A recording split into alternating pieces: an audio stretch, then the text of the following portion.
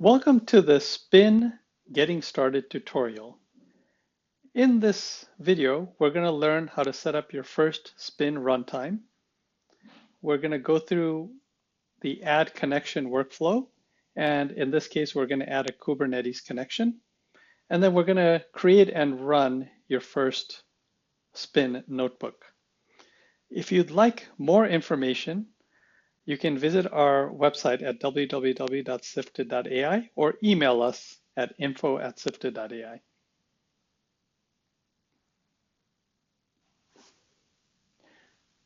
Now, when you sign in to your first workspace, you'll get dropped into a screen that looks like this.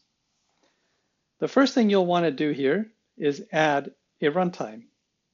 So go ahead and click on Add Runtime, and you'll have a couple of options. You can either create a self-hosted runtime or add a cloud runtime. In this video, we're going to show you how to add a self-hosted runtime. What we're going to do is simply take this Docker run command, and on any machine that you have Docker running, you can go ahead and open up a terminal and run this command. And it'll go ahead and pull the latest version of the Spin runtime agent. While it's doing that, we can go back here and complete the flow. If you leave all the defaults, and over here we've just used our local host to run our runtime, we can simply put in the loopback address, and we're listening on port 8888, and we can go ahead and name our runtime. And if you want, give it a description.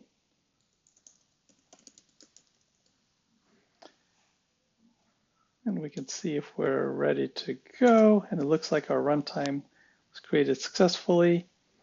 Now, before you hit create, you might want to test the connection. And you should see us successfully connected to runtime. And then you're good to go. And you can just go ahead and hit the create button. So you'll see that we have kind of our runtime created. The next thing you'll want to do is create your first notebook. And here you'll see that as soon as we create a notebook, it creates a session.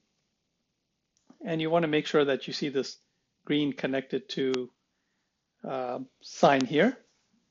And that means your notebook is ready to run some cells. So a notebook, you can kind of give it a name, my notebook, just name it that. Go ahead and save that, so we save the name. And you can add various cells. So for now, let's just add a markdown cell. And you could kind of give a description. Is notebook. I'll use it to do some with Kubernetes. And there we go. But in order to do anything kind of interesting here, we'll want to add a connection to our Kubernetes cluster. So there you can go to our add connection workflow on the left pane here. And as you'll notice, we have integrations with various third parties. Just scroll down to the Kubernetes. So we can give the connection a name, connection, a description if you want, that's optional. And we have the API server for our Kubernetes cluster. And we're going to give it the API token, and we can call it whatever we want to call it. And I have it in my buffer, so I'm going to create the secret. And now I'll use that secret as my API token, and I'll create this connection. Let's go ahead and refresh the session so it picks up the new connection we just created. And now we're ready to add a cell that can actually do something with the Kubernetes. So we have various options that we can do, but for now, let's open up a shell cell. And we can add a description. This description is helpful for other folks that might use this notebook in explaining what you want to do. So here we're simply just going to list out all of my K8s pods, and we can just do something like a kubectl command to get the pods. Now we've set up all of the kind of keys as part of this connection so that kubectl knows how to authenticate and get all this information. The other thing to notice is there's this little sh1 variable that gets created, and that contains the output of the command that this cell ran. And you can refer to this variable in subsequent cells.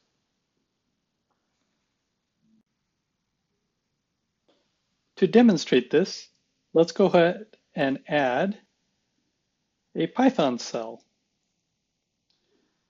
And we'll try to figure out any problematic pods with this Python cell. And I just have some code here that simply goes over each of the lines, tokenizes them, and figures out if any of our pods have been restarted more than usual. So let's go ahead and run that. And oh, look at that. We have one of our pods that restarted 2,800 times. Well, that's no good. So maybe we'll want more details on that pod. Now, because this is a Python cell, and we have a Python runtime in the back, any variables in Python are immediately accessible to any other cell. So in our shell cell, we can simply just echo the pod name we wanted. We'll run that, make sure we have that. Or we can do something like kubectl describe pod, and this is get more details on the restarting pod. And let's see, look at that. We got a little more details on this pod. We can go investigate why this thing is restarting so many times. This may be a good time to see if the AI can help us out. Just go to the bottom right-hand corner and you'll see our AI agent icon. You can select whatever model you prefer and simply ask the AI, why do you think my hotel demo flag D pod keeps restarting? Please be concise.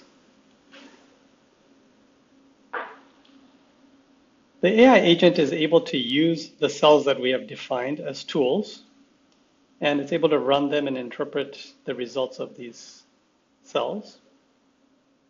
And let's see what it comes up with here. Oh, well, there it goes. It diagnosed a problem as an out-of-memory issue for the pod, and even gave us a solution for us to remedy this issue. That concludes our Getting Started tutorial, where we set up our first Spin runtime, added a Kubernetes connection, and created and ran our first notebook. Please visit our website to learn more about how you can safely and securely share these notebooks, and our exciting AI integrations, and a lot more. Or email us at info@siftd.ai if you want to try it out yourself. Thank you, and goodbye.